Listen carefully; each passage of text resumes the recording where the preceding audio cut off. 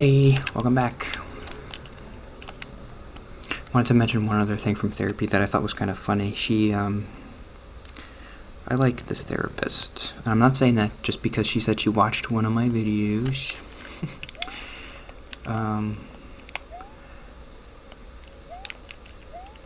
She kind of called me out a little bit because we were looking at, the Geek Syracuse Society thing. And I was like, I don't know if I'm gonna like these people. Like, look at this guy. He's got like one of his profile pictures like him, and he's playing a board game, and like these people are too intense. And then she was like laughing at me because she's like, it's just funny to me that you are judging this guy and you have this YouTube channel where you play games all day. And I was like, I know, I'm too judgmental. For real. I judge like people like me, like weird nerdy people. I'm like, you're too nerdy. It's terrible. Okay, I know what to do here. It's easy peasy. Easy. You gotta get these guys to come over. Follow me, follow me, follow me, follow me. Follow me, follow me, follow me, follow me. I've definitely forgotten this game. The secrets and the tricky tricks. Okay, stop. No, stop. Okay. Go. Good. Okay, so whatever. Today I'm going to talk about the Dark Forest, and it's going to take a long time. Maybe 3 days. I'm going to spoil it. So, Vault, if you're watching, I know you said you didn't like hard sci-fi stuff. I don't know if you'll like this book, like this series. I think the second book, for me, I liked it much more than the first. It's more sci-fi, and it's less like Chinese 1950s politics or whatever. That just didn't get me. It was fine, but it didn't get me as much. This book had so many more cool ideas than the first one. Like, every chapter there's like a new thing that this guy comes up with that you're like, how did you think of that? And maybe it makes no sense, but like he's really thought it through. And he over explains it, but in just like a fun way. I liked it. So okay, let's talk about it. So spoilers, super spoilers for the book. I'm gonna probably say the whole plot of the whole thing, so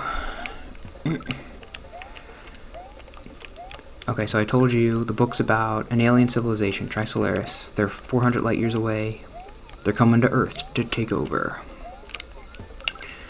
And oh shoot! I'll talk about our main character, Luoji, because I already talked about the other stuff before. So I was right. Luoji's plan works. So they have this thing called the Wallfacer Project, which is Earth is, it's just basically, to simplify it, it's just Earth's plan to try to figure out how to defeat the Trisolarans, the aliens. And Luoji is one of the 4 heads of this plan. The other 3 die, I guess, or something happens. Their plans don't work. But Luoji's plans works. So what's his plan? Luoji's Wallfacer plan in the Dark Forest. So the book starts off, this is why it's a good book, because there's foreshadowing. It's stupid. They introduce this concept of cosmic sociology, and there's 2 main axioms of cosmic sociology, which are, it's not really that important, but it's like any intelligent life in the universe will expand as much as possible into the universe or whatever. So it's just like 2 concepts like that. It's the same spot.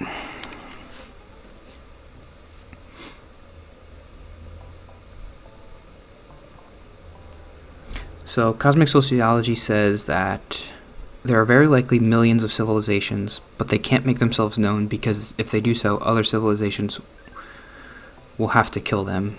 They have no choice. The idea that I don't know what maybe he just made this up, cosmic sociology. The idea is basically, as a civilization disconnected from another civilization, there's no way to know if that other civilization is good or bad. So the only solution is to kill them.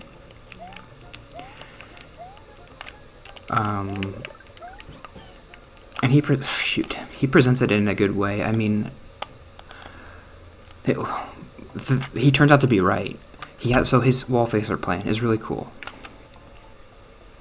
He describes it, because he's not allowed to tell them what the plan is, he describes it as casting a spell on a star, and everybody's like, oh, a spell on a star, that's so stupid. And you know it's going to be something good, but it's still funny and he goes into hibernation for 200 years, and then he comes out, and people are like, oh, that plan was so stupid. The spell, like, people 200 years ago, they were so stupid. That was good. But his plan is, he uses the sun to amplify a message and projects it on a star that's like 50 light years away. And the message is like, there's life here. And he sends out the exact coordinates for the star. So then 200 years later, a star explodes, and everybody's like, oh my god, Luigi was right. He cast a spell on the star, and it exploded. So now, like, he can cast a spell on Trisolaris and kill them, and we can win. So the plan ends up failing at first, but then he comes up with a better plan. Because the Trisolarans know that that's what his plan is. So they send a probe to Earth, and it blocks the sun out, so you can't send transmissions from it. So then Luigi's like, oh, well, then we're screwed. But then he comes up with a super secret second plan 5 years later, which is kind of similar to the Death Switch guy's plan, which is he kind of secretly, covertly plants dust bombs around the solar system, because he still has access to the Wallfacer funds. Oh, I whiffed. So he has like billions of dollars, and he puts these bombs, and it's 200 years later. That's part of it.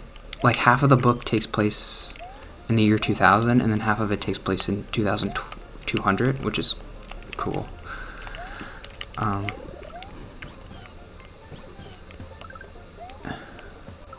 Because the Trisolaris fleet's 400 years away, so they wake up Luigi 200 years in the future. So he comes up with the plan in the year 2000, then he gets woken up in 2200.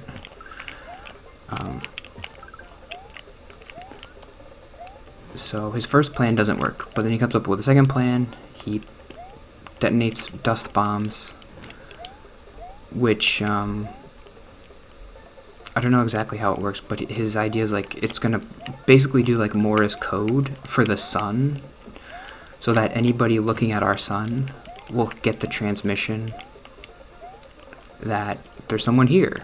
Like, it's like Morse code or whatever, like like a kind of Morse code that aliens can understand. I don't understand it. I forget how he explained it. Oh, but basically, he's gonna use the dust bombs to cover the sun in specific patterns that it will project a message to the galaxy that there's someone here, and then Earth will be destroyed because of the Dark Forest. So he tells the Trisolarans this, and they're like, okay, you got us. You beat us. We will...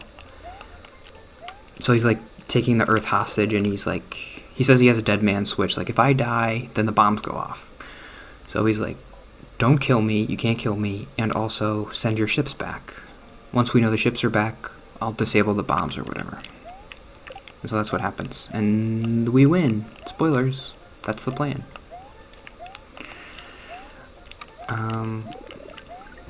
And that's kind of how the book ends. Shoot. Yoshi, come back to me. But the idea of the Dark Forest is something that's interesting. I still don't know if I fully... It's a good thought. It's something I've never thought of. And he explains it in a cool way, so I mean, like, just read the book. Because I'm going to explain it worse. Because he describes it like this. He has this analogy of the universe is a dark forest, and all the civilizations are like, we're all hunters. And we can never know what's out there, what's going to kill us, what's not going to kill us. So then that's why he gives the analogy of, like, if you're a hunter in this place and you hear a tree branch snap, you're going to throw your spear at it. So that's what they do with the spell on the star. How did I die here before? Didn't I die here? What was this thing that I died? How did I die? What? Didn't I die there before? Oh no, here. Okay, here we go. Boing, boing. Got it. Okay. Cool.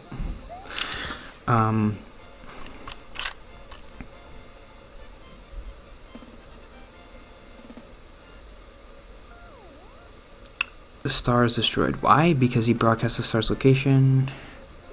It's like a crack of tree bark in the forest. I really liked that visualization of the dark forest, and like we're all just wandering around in space, and there's other alien civilizations out there, but they know they can't reveal their location because then the other civilization will come and kill them. The part where it kind of breaks down for me is the idea that all the other civilizations somehow know this cosmic sociology, and they're not like dumb humans like us, and they're like, hey everybody, let's send out our Voyager, and you can come here if you want, and let's talk. Like, we're the only dumb idiots who can't figure out that, or we can't resist it, because I know, like, Stephen Hawking, he had a quote once where he's like, if we ever meet an advanced civilization, it's going to be like when the American or the English colonized America. It's just going to be, we're just going to kill all the Native Americans. It's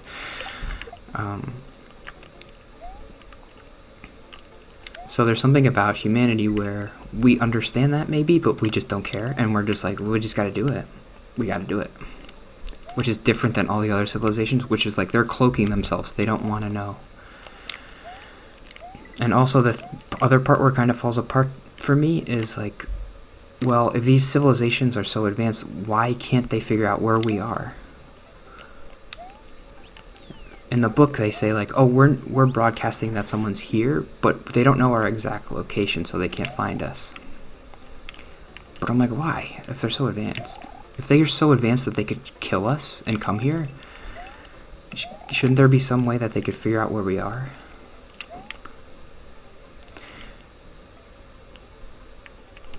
That's where the argument breaks down, I think, because it's still a good kind of a good argument, because you can say, okay, they're not actively looking for civilizations because they know if they find it, they're going to have to kill it, and they're not actively. So this is why he says it's kind of like a solution to the Fermi paradox, because if they're not looking for other civilizations, and they're not broadcasting their location because they know that any other civilization is going to kill them if they find them. So that's why we've never been able to find any aliens, and even though there are like billions of them or whatever.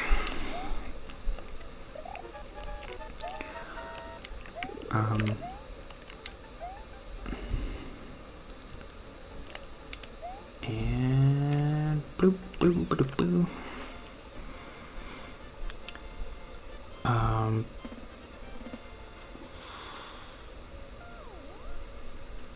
But yeah, I guess that's it. Oh, I kind of went over too.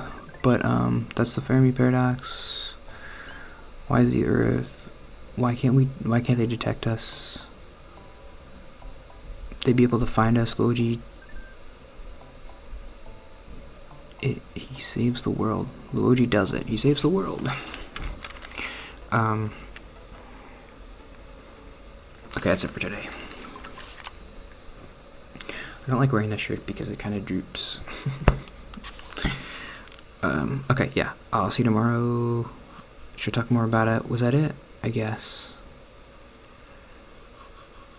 I'll talk more about it tomorrow, maybe. Just like the fact that I liked it and it was cool, and Dark Forest and Aliens.